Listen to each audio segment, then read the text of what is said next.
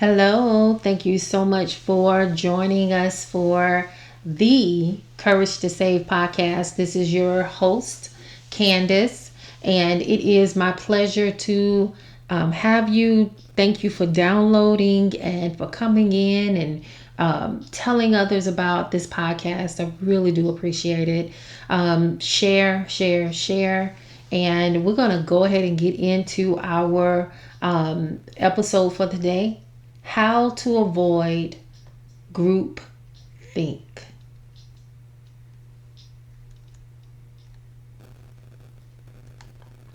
All right, so let's go ahead and get into this podcast. Now, it is this is something that is relatively new to me. I had not heard about this before, but when I actually talked about OSHA last week and the importance of workplace safety, this part is important because it is focusing on how group thought or group thinking can actually be can be perceived as negative or is negative, and can be harmful to an individual, especially in a workplace. So we're going to go ahead and get started with groupthink. So what is groupthink? Groupthink is a phenomenon that emerges place over time when people gather in groups. According to the originator of the idea of groupthink, when people in a group start to develop a strong sense of connection with each other, they begin to prioritize harmony and agreement over being realistic and considering all potential courses of action. Instead of questioning and critiquing one another's ideas, for example, people under the influence of groupthink will simply agree with each other, which allows the group to maintain its sense of cohesion and unity. But what are the causes of groupthink? Groupthink seems to emerge from social anxiety and a desire to achieve social acceptance through conforming to group norms.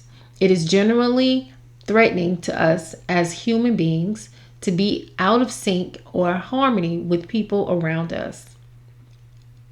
If there are expectations within a group that will counter the tendency toward groupthink, such as rules that protect and encourage dissent, people may be less susceptible to this anxiety. But otherwise, groups can tend to become echo chambers.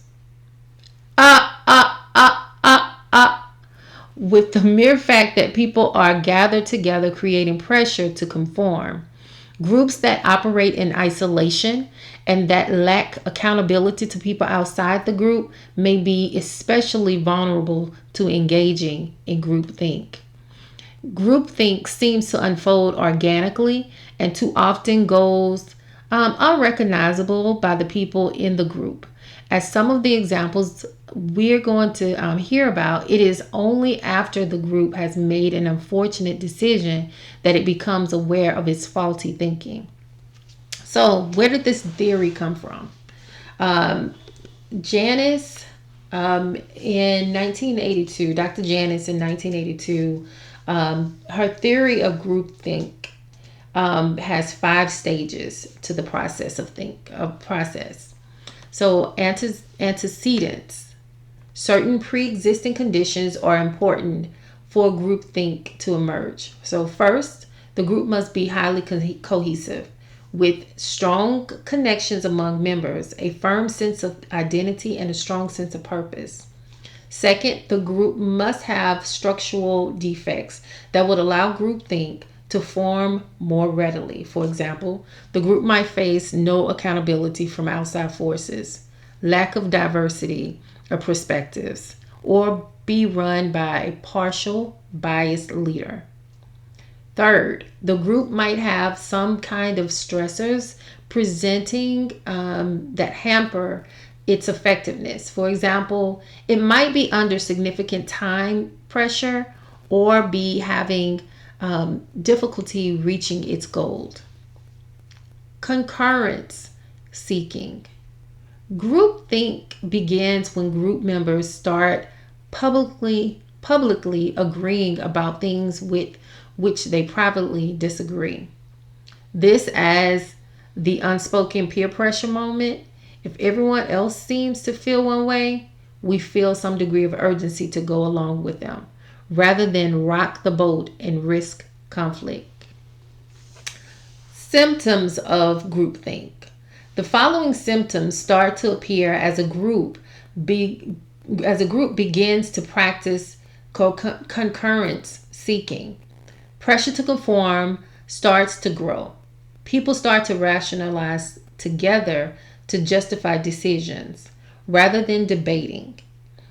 And the group starts to perceive people outside the group as less knowledgeable or capable.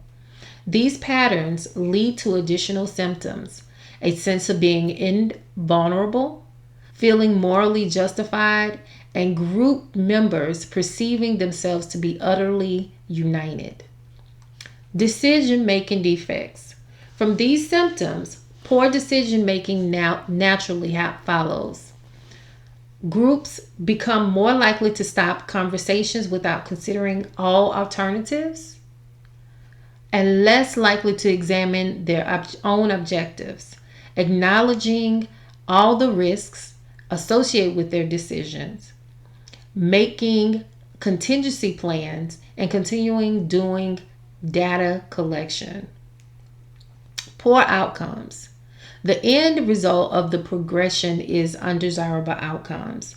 Groups that have become so uniform in their approach and apparent beliefs will generally make decisions that are not fully considered and are less likely to give the outcomes they seek. What are some preventions for groupthink? One clear way to prevent groupthink is to promote and prioritize diverse voices. For example, one study found that groupthink is less likely when people who are bicultural, meaning they hold multiple cultural identities, are present in a group. While this research finding clearly supports efforts to bring people with a variety of identities to the decision-making table, diverse perspectives can also be stimulated through intentional practices within a group setting.